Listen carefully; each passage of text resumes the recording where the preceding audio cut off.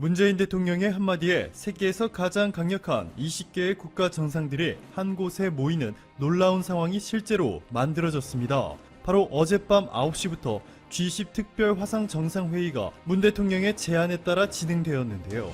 미국의 트럼프 대통령, 중국의 시진핑 국가주석, 일본의 아베 총리, 독일의 메르켈 총리 등에 모두 참석한 것으로 전해졌습니다.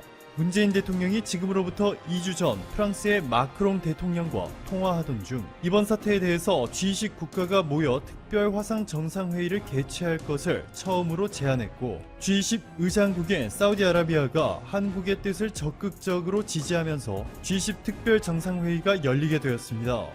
여기서 20개국 정상들이 논의한 내용은 크게 4가지죠. 보건적인 측면에서 이번 사태를 어떻게 통제할지, 이번 사태가 세계 경제와 정치에 미치는 부정적인 영향을 어떻게 최소화할지, 마지막으로 위축된 세계 무역을 어떻게 다시 활성화시킬지, 이렇게 4가지인데요. 사실 이 4가지보다 전 세계가 현재 가장 관심 있는 것이 바로 한국이 어떻게 이번 사태를 통제했는지에 관한 것입니다. 이와 관련해서 한국의 문재인 대통령이 모두 발언을 통해 한국의 방역 조치 과정을 소개하는 시간이 있었는데요. 스페인의 산체스 총리는 최근 한국의 대응에 대한 큰 성공에 축하의 말씀 전한다 면서 한국을 배우고 한국 의료 물자 지원이 필요하다 요청하였습니다. 캐나다의 트리도 총리는 캐나다는 한국과 비슷한 모델로 가려고 한다 라며 한국 업체에 방역 물품을 요청했다.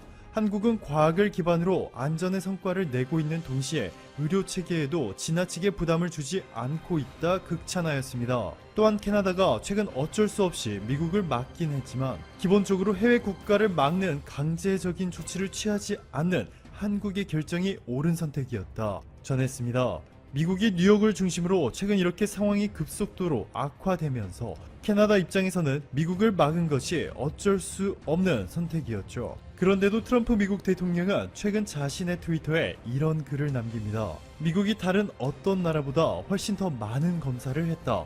매우 성공적으로 검사를 실시해온 한국보다 미국이 더 많은 검사를 진행했다. 잘했어 라고 말이죠. 자, 그런데 여기서 바로 미국의 대표 언론사 CNN이 팩트 체크를 시원하게 해줍니다. CNN은 한국은 이번 주 수요일까지 총 35만 7,896건의 검사를 실시했고 미국은 41만 8,810건의 테스트를 실시했다. 그런데 한국의 인구는 5,100만 명, 미국의 인구는 3억 2,900만 명이다. 라며 한국은 인구 142명당 1명꼴로 검사를 했는데 미국은 786명당 1명꼴로 검사를 한 것이라 지적하였습니다. 또한 CNN은 역학 프로그램의 설립자인 제니퍼 호니의 발언을 인용해 절대 숫자가 아닌 비율을 고려해야 한다. 절대적인 검사 숫자는 별로 의미가 없다 라면서 미국이 한국보다 많은 수를 검사했다 라고 발언한 트럼프 대통령을 강하게 비난하였습니다. 게다가 최근 트럼프는 문재인 대통령과의 통화에서 미국이 오늘 중에 바로 한국산 의료 장비에 대해 FDA의 승인이 될 수 있도록 즉각 조치를 할 테니 한국이 미국에 지원을 좀 해달라 요청한 것으로 전해졌습니다. 트럼프 대통령은 문재인 대통령의 제안으로 열린 이번 G20 특별 정상회의에 대해서 아주 멋진 회의였다 평가했고 G20 정상들뿐만 아니라 스페인, 싱가포르, 베트남 등의 초청국 정상들과 세계은행, UN, IMF 등의 국제기구 수장들도 모두 참석한 것으로 밝혀졌는데요. 사실상 이들은 모두 한국의 대응 노하우를 배우기 위해 한자리에 모였다고 봐도 무리가 아닌 것이 이날 세계 주요 20개국 정상들이 마지막에 발표한 공동 성명문에 이런 내용이 포함되어 있었습니다. 우리는 국가 간 이동과 무역에 불필요한 장애를 유발하지 않는 방식으로 대응 협력할 것.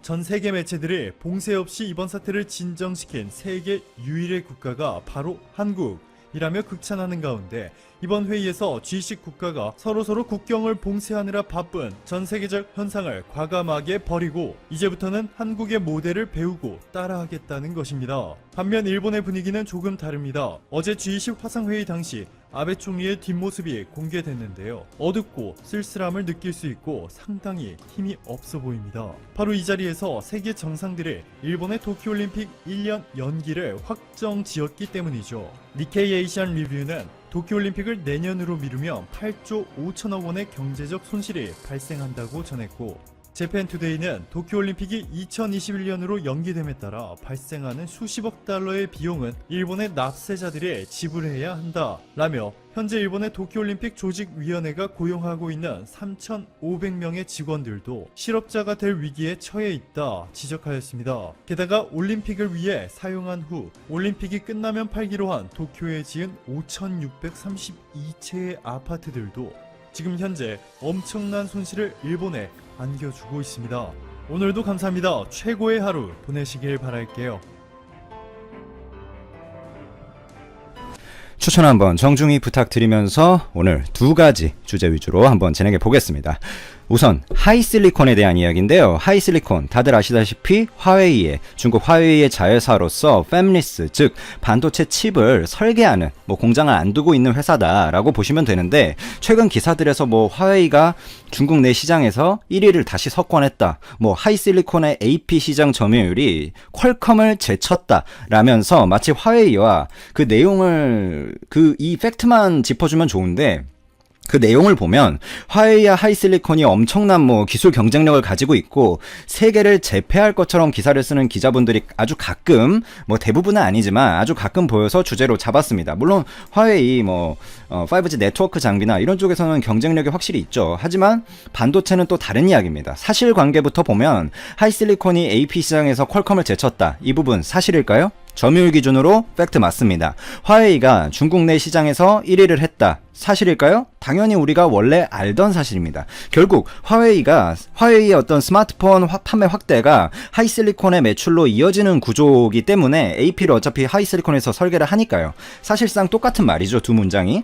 근데 기업이 계속해서 미래를 갖고 성장을 하려면 기술 경쟁력이라든지 미래 성장성, 만약 예를 들어서 맥도날드를 가지고 있다, 그러면 미국에서 맥도날드가 잘 팔렸으면 아프리카에서도 잘 팔리고 유럽에서도 잘 팔리고 한국에서도 잘 팔리고 하면서 확장성을 가져야 되는데, 그 부분에서 하이실리콘이나 화웨이는 성장성과 확장성이 매우 떨어지는 수준입니다. 왜냐하면 미국의 견제가 거세기 때문이죠. 화웨이 같은 경우 이미 구글 모바일 서비스 차단당한 상황에서 결국 중국 내 시장에서만 중국 정부의 비호 아래에 비보나 오포 같은 애들 점유율을 뺏어서 점유율을 확장한 수준이고, 하이실리콘도 그거 받아서 크는 회사니까 사실상 일맥상통합니다. 물론 중국 내에서의 성장성은 있겠지만 현재 화웨이가 중국 내에 이미 차지하고 있는 스마트폰 시장 점유율이 50%입니다. 현재 경제 타격이 심각한 상황이라 미국 트럼프 행정부가 자제를 하고 있는 거지,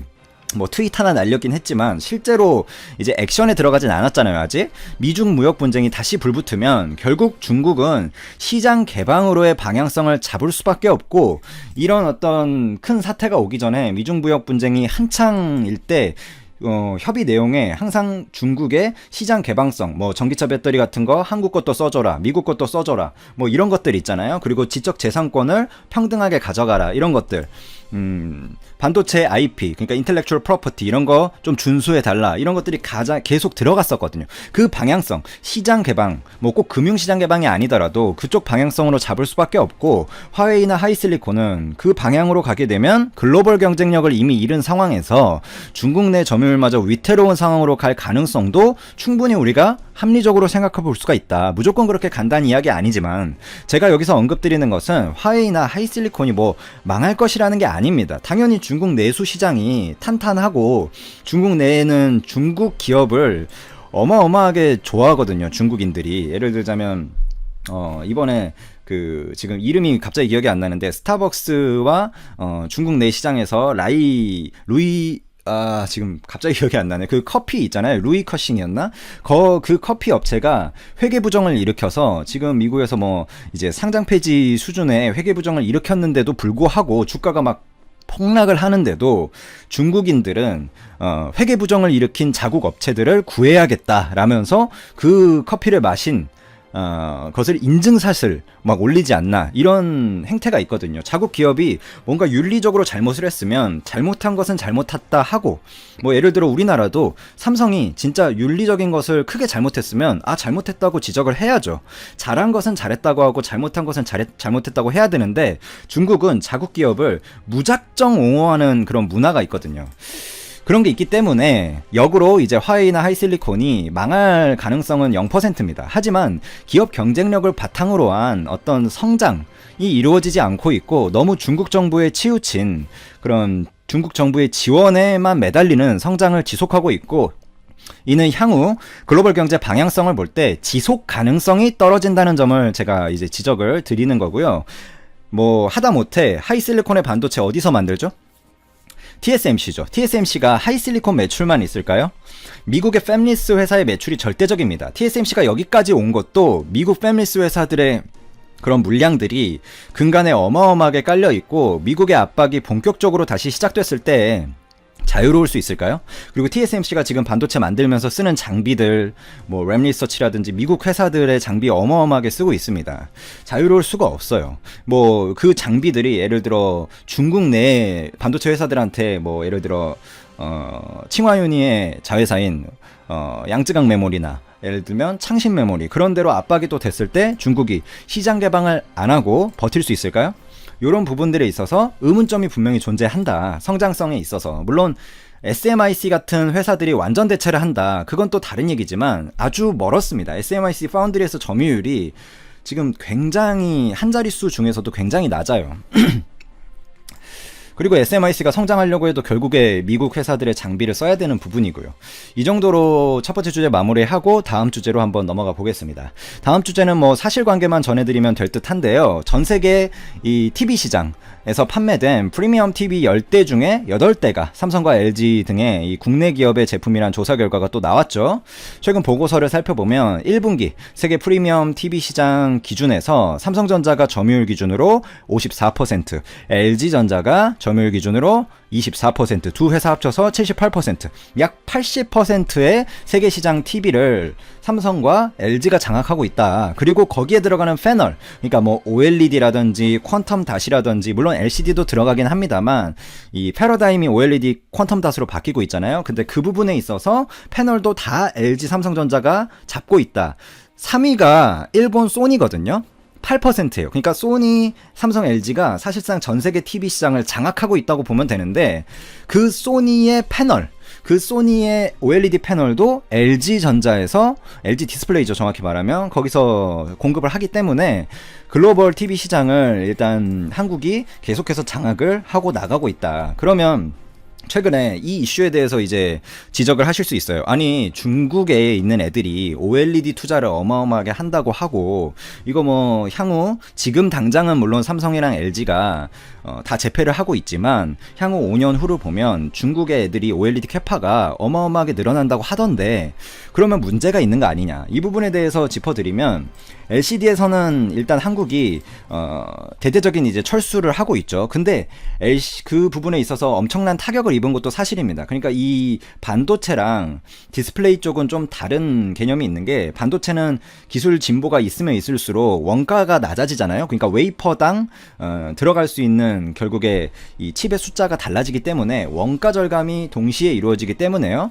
물론 공정이 복잡해진다. EUV 장비가 더 많이 들어간다. 이런 부분이 고려를 해야 되겠지만 결국에 큰 틀에서 보면 원가 절감이 이루어지는 게 사실입니다. 성능도 올라가는데 원가 절감도 이루어지니까 중국의 반도체 업체들이 본격화가 돼도 삼성이나 SK하이닉스를 제치기가 쉽지 않아요. 하지만 이 LCD 같은 분야에서는 중국 정부의 이런 좀 치사하죠. 그런 치사한 지원으로 물량으로 밀어붙여가지고 그 판매 단가를 낮추고 걔네들은 보조금으로 메꾸면서 어느 정도 이게 됩니다. 하지만 대형 패널의 OLED는 또 다른 문제예요.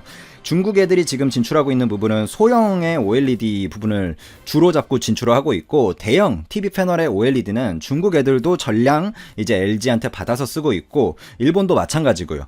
거기에서는 어떤 R&D도 굉장히 그 긴 시간이 투입돼야 되는 부분이고 중국 애들이 지금 투자를 집중적으로 하고 있는 부분은 소형 OLED 부분입니다. 그러면 소형 OLED 부분, 그 대형 OLED는 정리가 됐죠.